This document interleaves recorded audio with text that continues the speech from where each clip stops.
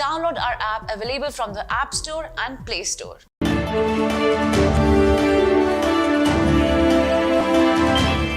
Hello and welcome to Medical Dialogues, your daily dose of health and medical news. I'm Roshni Dhal. Let's look at today's top headlines.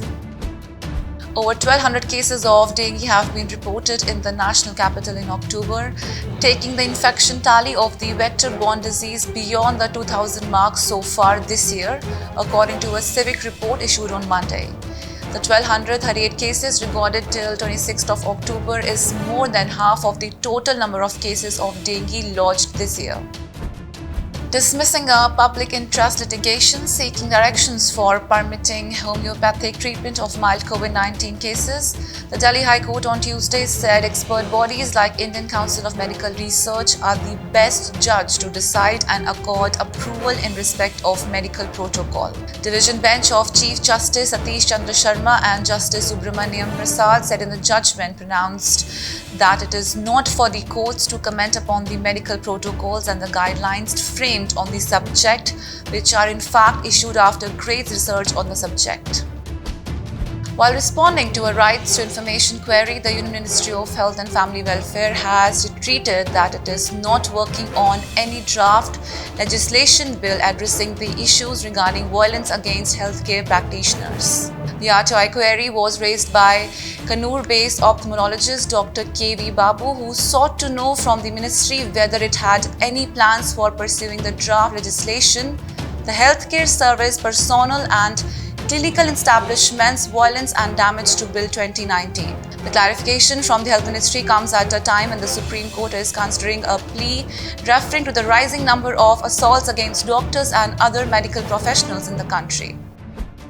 Soon after the Karnataka High Court quashed the government order that had reduced the in-service reservation for PG medical admission, now the State Directorate of Medical Education has increased the reservation for in-service doctors from 15% to 20% for the academic year 2022 and 23. Therefore, instead of 206 PG medical seats, now 279 seats are reserved for the in-service doctors seeking admission to PG medical courses in Karnataka. Infection with the pandemic virus SARS-CoV-2 can reduce the number of bacterial species in a patient's gut, with a lesser diversity creating space for dangerous microbes to thrive, a new study found. The study builds on the realization that widespread use of antibiotics to fight infections with disease-causing bacteria in recent decades by killing off species most vulnerable to available drugs has left in place more species that are resistant to antibiotics.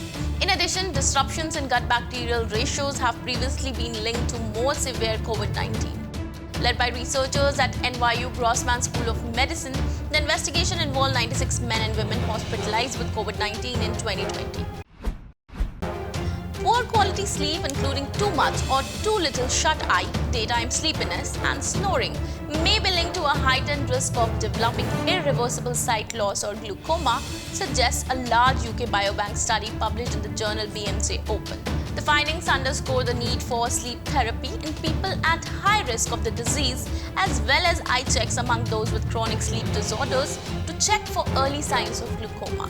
The researchers set out to ascertain the risk of glaucoma among people with different sleep behaviors, that is insomnia, too much or too little sleep, night or morning chronotypes, daytime sleepiness, and snoring. They drew on more than 4 lakh participants in the UK Biobank, all of whom were aged between 40 and 69 in 2006 to 2010 when recruited, and who had provided details of their sleep behaviors. Reproduction permanently alters females' bones in ways not previously known, a team of anthropologists have found.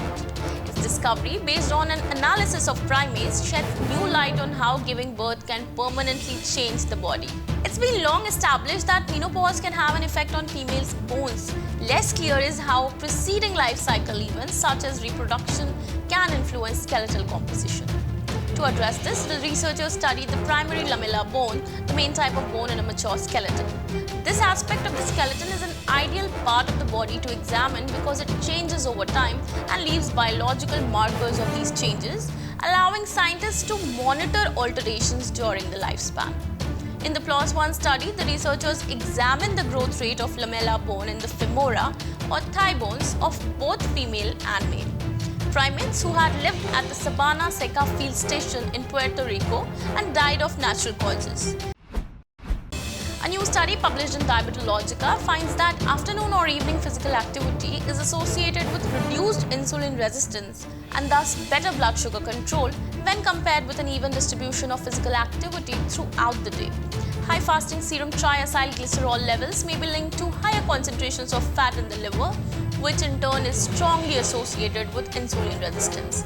Previous studies have demonstrated that exercise is linked to reduced liver fat and improved insulin sensitivity. The authors hypothesized that taking breaks from sedentary behavior may reduce liver fat, resulting in decreased insulin resistance and ultimately preventing type 2 diabetes. That's all for today. Stay tuned to Medical Dialogues for latest updates. Never miss a medical update from Medical Dialogues.